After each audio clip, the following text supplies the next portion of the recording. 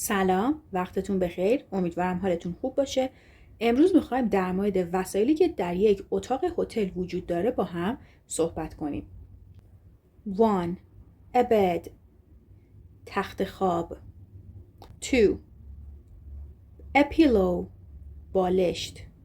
این بالشت رو با کوسنهای روی مبل اشتباه نگیرین. به کوسنهای روی مبل ما میگیم cushion. 3. A table. میز. 4. A lamp. در کل به چراغ روشنایی لمپ میتونیم بگیم. به لامپ هایی که کنار تخت هستش یا آباژورها گفته میشه. همچنین به یک لامپ تکی هم که از سقف آویزون باشه لمپ گفته میشه. 5. A light. روشنایی. و تفاوتش اینه که اینجا لایت حالت لوستر مانند داره.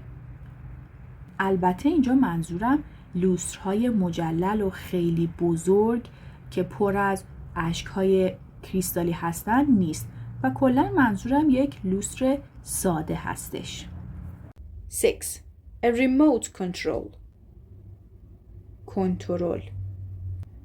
7. The floor. زمین یا کف ساختمون. 8. The bathroom. سرویس بهداشتی.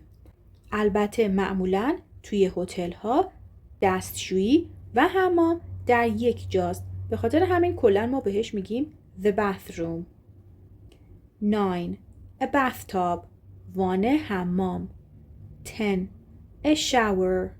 دوش حمام. 11. A towel. حوله. 12. A toilet. دستشویی یا اینجا توالت فرنگی. 13. A closet. کمد لباس یا کمد. ممنونم از همراهی شما.